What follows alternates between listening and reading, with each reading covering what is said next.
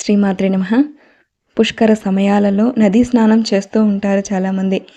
అసలు పుష్కరాలంటే ఏమిటి? పుష్కర స్నానంలో చేసే దాన జప స్నానాలకు ఎటువంటి ఫలితాలు ఉంటాయి? నిజంగా పాపాలు పోతాయా అనే విషయాలు ఈ వీడియోలో పూర్తిగా వివరిస్తానండి. మనకు ముందుగా పుష్కరం అసలు ఆ పేరు ఎలా వచ్చింది అనే విషయం తెలుసుకుందాం.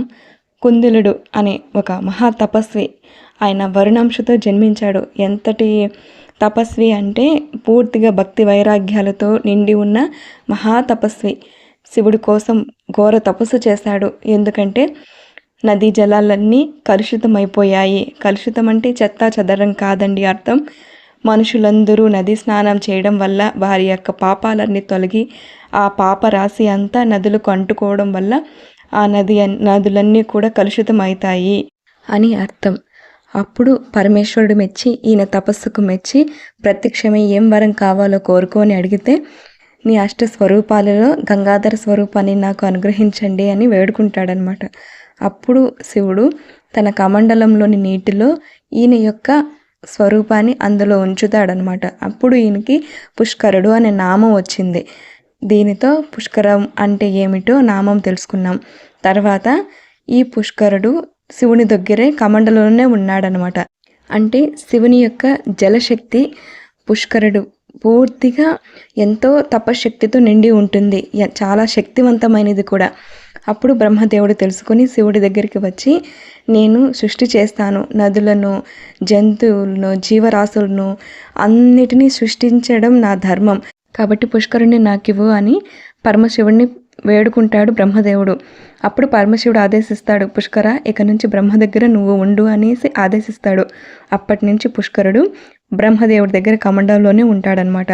ఒకసారి ఇంద్రునికి ఒక తప్పు చేస్తాడు, అది తెలుసు కదా, అహల్య విషయంలో ఆయన చేసిన తప్పు. దానితో ఆయనకి శాపం తగిలి వరణ బాధతో చాలా తీవ్రంగా బ్రహ్మదేవుడి కోసం తపస్సు చేస్తాడనమాట. ఆయన బ్రహ్మదేవుడు తపస్సుకు మెచ్చి అనుగ్రహించి ప్రత్యక్షమై ఒక సరోవరాన్ని ఏర్పాటు చేసి అందులో ఆయన కమండలంలోని పుష్కర నీటిని కాస్త ప్రోక్షణ చేయగానే ఇంద్రుడిని ఆదేశిస్తాడు, ఈ పుష్కరంలో నువ్వు మునిగి లేయి, పైకి లేయి అనగానే ఇంద్రుడు మునిగి లేవగానే ఆయనకి ఆ మరణబాధ అంతా పూర్తిగా తొలగిపోయి శాప విమోచన కలుగుతుంది. అంత శక్తివంతమైనది ఆ సరోవరంలోని పుష్కర ప్రోక్షణ అనమాట.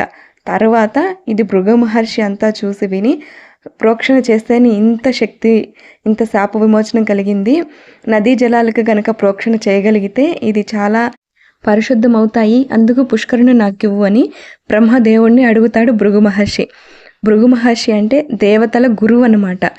సరే, అప్పుడు పుష్కరుడు, సరే నాయనా నువ్వు పుష్కర నువ్వు వెళ్ళు, భృగు దగ్గరికి వెళ్ళు అని బ్రహ్మదేవుడు చెప్తే ఆయన వెళ్ళడానికి నిరాకరిస్తారనమాట. అంతే కదా, వాళ్ళు శివుడు బ్రహ్మదేవుడి నుంచి వాళ్ళ దగ్గరికి, మునుల దగ్గరికి వెళ్ళాలంటే ఎవరికైతే ఇష్టం ఉంటుంది చెప్పండి?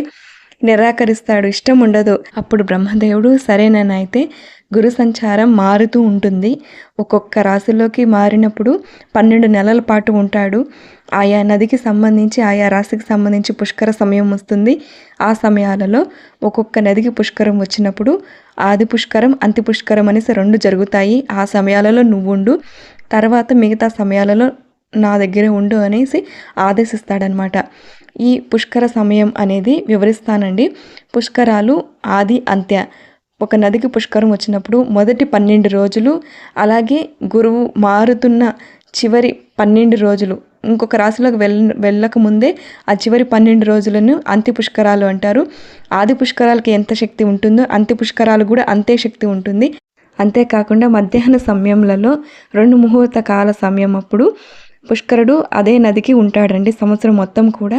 ఆ సమయంలో నది స్నానం చేసినా కూడా విశేషమైన ఫలితం ఉంటుంది. ఇది పుష్కరం యొక్క సమయం. ప్రతి సంవత్సరం రాశి మారినప్పుడు ఒక్కొక్క రాశికి, ఒక్కొక్క నదికి పుష్కరాలు వస్తాయండి.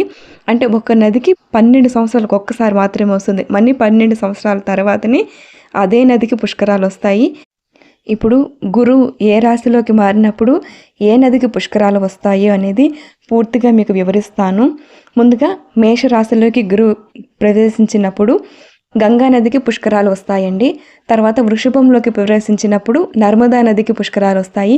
మిథున రాశిలోకి ప్రవేశించినప్పుడు సరస్వతి నదికి, కర్కాటక రాశిలోకి ప్రవేశించినప్పుడు యమునా నదికి, సింహరాశిలోకి ప్రవేశించినప్పుడు గోదావరికి, కన్యా రాశిలోకి ప్రవేశించినప్పుడు కృష్ణా నదికి, తులారాశిలోకి ప్రవేశించినప్పుడు కావేరి నదికి, వృశ్చిక రాశిలోకి ప్రవేశించినప్పుడు భీమరథి నదికి, ధనుస్సు రాశి ప్రవేశించినప్పుడు తుంగభద్ర నదికి, మకర రాశిలోకి ప్రాణహిత, గురువు కుంభరాశిలోకి ప్రవేశించినప్పుడు సింధు నదికి, మీనంలోకి ప్రవేశించినప్పుడు తపతి నదికి పుష్కరాలు వస్తాయి.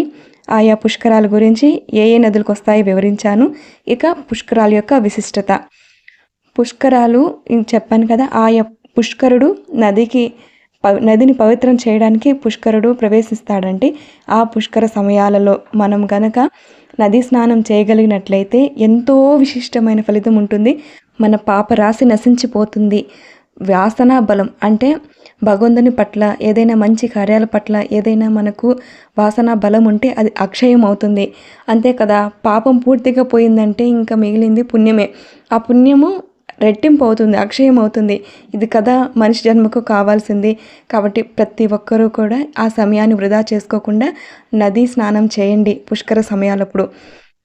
అంతేకాకుండా సకల దేవతలందరూ కూడా ఈ నది స్నానం చేస్తారండి.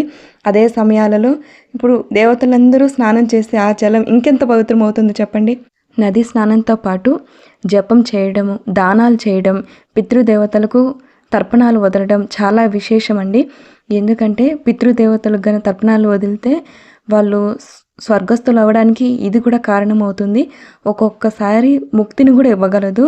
వారిని కనుక ప్రీతి చెందినట్లయితే మన వంశం వృద్ధి అవ్వడం, మన పిల్లలు ఇంట్లో మంగళ కార్యాలు అవ్వడానికి కానీ, అసలు ప్రతి దానికి ఉద్యోగాలు కానించి, అభివృద్ధి కానించి, ఐశ్వర్యాలు కానించి, పిల్లల భవిష్యత్తు కానీ, ఆరోగ్యాన్ని ప్రతిదీ పితృదేవతల అనుగ్రహం వల్ల కలుగుతాయండి.